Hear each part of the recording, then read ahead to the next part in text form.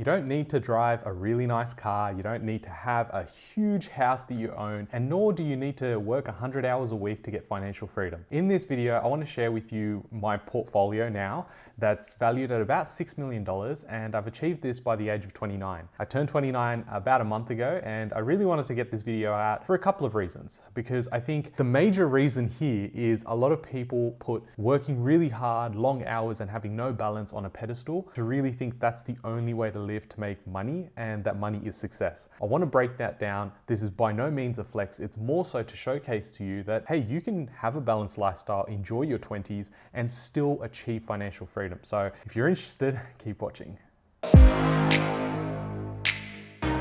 Hey guys, my name's Ravi and welcome back to Personal Finance with Ravi Sharma. If you're new here, smash that subscribe button, drop a like for the video so we can share this video out to more people on the YouTube algorithm. And I talk about real estate, cryptocurrency, and financial freedom. So if you're interested, follow along in the journey. Now in this video, I want to showcase what my portfolio looks like now, worth about $6 million. I think based on real time estimates, it's probably about 6.2 million, but let's just call it 6 million. And by the age of 29. So again, it might come across like, oh, look at this guy, he's gonna brag about how much he makes. But the reality is, I just wanna showcase that I think too many people are coming out on YouTube and there's articles being written about these people saying that they work 100 hours, 3-4 jobs and have no life, no personal life, and they don't do anything. For me, I wanna show you that it's not actually that. And I think there is a way, a process that you can follow as long as you have a structure and you don't get too emotional about purchasing certain things. I get emails all the time about how people are like, well, I don't want to invest. I want to actually go buy my own place because I want to have certainty about where I live. And look, if that makes you happy, that's awesome. For me, I've always advocated for rent vesting because that just makes so much sense. It's like when you're traveling overseas, you don't buy a hotel, you rent a hotel room. So that's how I see it. But I'm gonna cover 4 categories of things I invest in. So real estate, obviously, trading cards, yeah, I do invest in trading cards, cryptocurrency, NFTs. Now you're probably wondering, why haven't you mentioned ETFs and shares like every other financial planner has told you to do? Well, if you want to know exactly what my reasons for not investing into ETFs and shares, you can definitely check out this video here, and I think you'll get all your answers there. The way that I want to structure this video is so that I not only go through a bit about the portfolio in that category, but also why I invest in that category. What do I like about it? And I think you can then start relating back to your own lives and see if these are assets that you should start considering as part of your bigger plan and bigger strategy. I think from the outset, I'm going to say one thing. Yes, I'm a buyer's agent. Yes, I should be saying that everyone should buy property, but in fact, I don't think that's the best play, especially over the next 10 years. Now, I'm not saying you should have no property. I'm saying that there's a way to purchase property. There's a way to leverage that debt, but I think you need to be adaptive in your approach moving forward, especially if you want a balanced lifestyle. You need to have a dynamic portfolio because things could change at any moment. So, when people talk about diversification and hedging your bets, I believe in that. I think there's a certain way to actually go about this, and having a right strategy is the key here. You can't get emotional. Everything is a financial tool. So I don't go out there and say, oh, look, I've got a sold sign on Instagram. I bought a house. I'm not like that. And the same way, I'm not going, hey, by the way, I've got this much in crypto. Do you know what I mean? So I think just keeping a balanced approach is the key here. And we're going to deep dive into real estate first. So my biggest reason for liking real estate, well, it's pretty obvious. Cheap debt. Debt is so cheap. And before people jump to the comments and say whatever they want to say, debt has been cheap for a long time and it's getting cheaper, right? We are at record low cash rate at 0.1% here in Australia, and I don't see that moving anytime soon. Now, even if we do get an increase, it's not going to be significant. When I was purchasing property for the first time like 7 years ago, I was getting interest rates of like 6%. In the last 10 years, we haven't seen an increase in interest rates. So I don't think that's changing anytime soon, especially with the lockdowns that are in place for Sydney and Melbourne and other parts of Australia. So I think taking advantage of cheap debt to then acquire a productive asset is such a big opportunity right now. And, over the last 12 months, obviously real estate has been booming and it's been exploding. Even in my portfolio, I've got some properties that have grown by like 30 to 32% in 12 months. Now, the next part with real estate is leverage returns.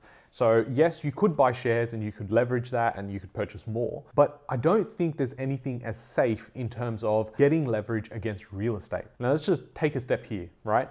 If I go in to purchase real estate, I could actually go to a bank and say, well, give me 90% and I'll put 10% towards the real estate, but I keep all the gains and I'll pay you like 2% a year. the bank's taking on all the risk, right? So what happens in that case is I could get $50,000 and go and plug it into the ETFs or share market, right?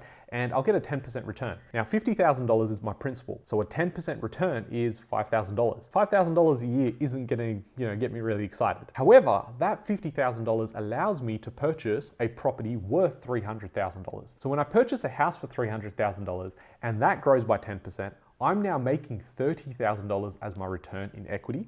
But not only that, I also get the cash flow component, and the cash flow would work out to be about $5,000 to $6,000 positive cash flow a year. So not only is the cash flow outstripping the growth that I could get on just ETFs or shares, I would then be able to also get the equity gain. That leads me into my next sort of pro for real estate, which is I can use that equity in a house to then go and purchase another one. Yes, we need to have a strategy, we need to have a plan to do this because it can be unsafe, it can get out of control, and you don't want to have exposure in certain things when you don't really understand how it works. If you're interested in sort of having a chat around how you can position your portfolio, looking at real estate, looking at other assets as well, then definitely hop down to the link in the description below and book a strategy session. If you want more of the daily updates, have more of a connection between you and I, then definitely consider Patreon, where it's a membership community. We're talking about stuff every day, and that just doesn't mean finance, we're talking about other things as well. So there's a link in the description for that too. And finally, inflation. With inflation and going through an inflationary period,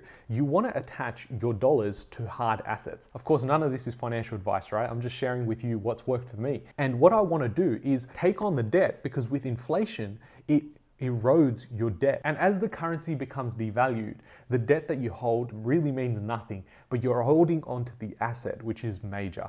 And so that's what I want to do across multiple cycles. So let's talk about cryptocurrency. Now, I've mentioned it on a few videos, and as soon as I mention that, there's a few thumbs down. And of course, the people just don't want to watch those videos. But I'm saying, please spend some time here, because you need to start getting educated, whether it's you putting money in now or getting educated and putting it into 2 to 3 years from now. The fact is that blockchain technology is fascinating, and it's amazing how smart contracts work. And I think the reality is we are going to shift from the traditional system that we have, especially with finance, into a decentralized sort of arena. Whether it's completely decentralized or not, time will tell. But I think in the next sort of 5, 10, 15 years, it's going to change. Now, for me, in order to really understand something, I need to have some input, some money in there to understand it. So I started dabbling into this in 2017, 2018. Obviously, we know what happened in 2017. There was a crash. I held all my coins, and of course, I got wrecked as well. So what happened was, over the last couple of years, I've just been understanding, tasting, and learning about the space. And the space seems to have exploded over the last couple of years. And so I started building up my positions a lot more and more aggressively earlier this year. And so now, with the end of the 4-year cycle really occurring now in the next couple of months, hopefully you're in a position where you've got enough in crypto, ride up the next wave and potentially sell at the top. Now, at the end of the day, a lot of people are going to hold on to their coins for dear life. HODL is basically what they say, and they're going to hold on for the next couple of years. For me, that's not my plan. I've always said and been transparent with you guys, is that I plan to sell 99% of my positions in cryptocurrency, because I'm here to use that money, the velocity of money, to then come into real estate, go into other asset classes as well, and come back and start building my positions again in bear market. So that's pretty much my plan. But cryptocurrency has been very interesting. It's added a new dimension to my investing this year as I've become more aggressive, as my education in the space has increased as well. Off the back of crypto, I got into NFTs, which are non-fungible tokens. Basically, you hear people talking about buying JPEGs and buying images of apes and crypto punks and pixels and cats and whatever else, and they're spending like millions of dollars doing that. So for a lot of people that don't understand NFTs, they could go, well, why would I pay so much for just an image, which I can just right click save, right? But the reality is there's so much more to this space, and I'm not going to go into details with it, but the reality is NFTs is like the birth child of cryptocurrency and scarce resources like collectibles coming together. And for me, obviously you guys know, if you've been following the channel, I love collectibles, I love trading cards. There's something there with scarcity, pattern recognition that I've been able to bring across, and cryptocurrency means that, hey, well, I can do this all on the blockchain, don't have to have anything physical around me, which has been awesome. So the gains there across NFTs has been insane, and I haven't been in there for too long, just a couple of months playing around, but you've got really big individuals now involved. You've got Gary Vee, who's a big supporter of NFTs. You've got Steph Curry. You've got now Logan Paul as well, and so many other people that are getting involved. So I think although people view this from the outside as like a really big bubble that's about to burst, hey, look, it probably will. But my plans aren't to hold these NFTs for a long time. I'm probably going to start exiting my positions in the next month or two, but it's just very interesting to see how the mechanics work and how early we really are, because the place is not really understood that well. You've got NFTs on different networks. So you've got the Ethereum network, and now we've got Solana as well. And for me, I think with Solana, I've dabbled with NFTs on Solana's network as well, and I find that the experience is completely different to what you can do with OpenSea with Ethereum. So if you have no idea what I've just spoken about, don't worry about it. We'll go on to the next one. And finally, trading cards. So this is one of those things that I got into last year, and I've always been, around trading cards, understood how collectibles work, and I always knew that there was a space there that I would love to get involved in. The opportunity arose, and I got into buying up some trading cards, and that sort of spiraled into, hey, I can make a lot of money through this. I am super passionate about collecting itself. So obviously there's some cards there that I'm going to keep forever. And I guess I'm a bit emotionally attached to, because I used to play with these cards when I was a kid as well. And obviously I gave them away. So now I've been going and collecting up those cards again, but I'm currently invested into Pokemon cards, Dragon Ball cards, Flesh and Blood, and UFC cards. So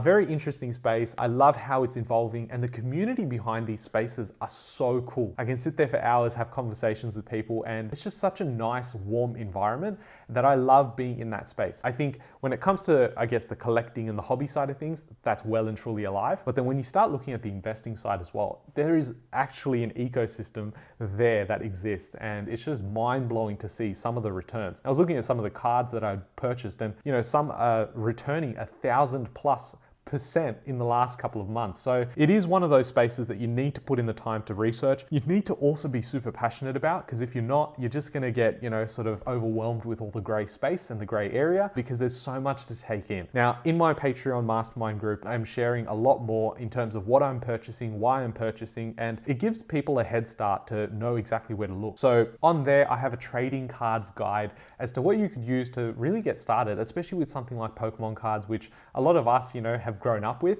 and have really understood. Now look, these things are all just financial tools, and yes, there's been amazing growth over the last year, and I expect that it's going to grow a lot more over the next 12 months. The reality is that we need to understand why we're purchasing something and investing into a particular asset class. I want you to take away from this video that you don't need to just follow what everyone else is doing. You don't need to just jump onto the next fancy thing, or you don't also need to listen to your parents that built wealth in, say, real estate or shares or whatever it was over the last 20 to 30 years. You need to find what's important to you. You need to ask those questions to yourself. Otherwise, you're going to get overwhelmed and you're going to get lost in this process. For me, very simple was that I wanted to invest, but I wanted to enjoy my 20s. I'm not someone who sits there hours on end, 1 o'clock in the morning on my computer doing work. I'm just not like that. I really do value family time. I really value spending time with my friends and my partner. And so for me, I didn't want to be that guy that just really was hungry for money, going after it all the time.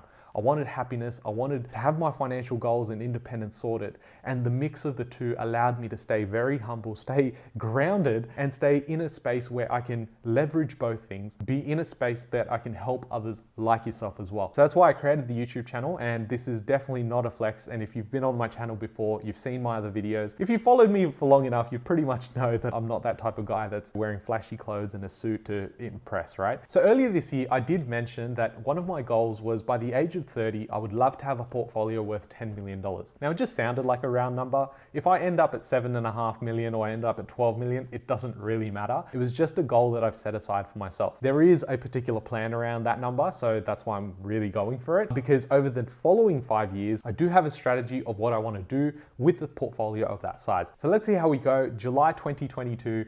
If you are interested in, following along in this journey, definitely subscribe to the channel. And if you are wanting to listen to this on the go, then there's episodes that I release on the podcast, which is also called Personal Finance with Ravi Sharma. I hope you guys have enjoyed this video. Thank you so much for your support, and I'll catch you guys in the next video. Thanks, guys.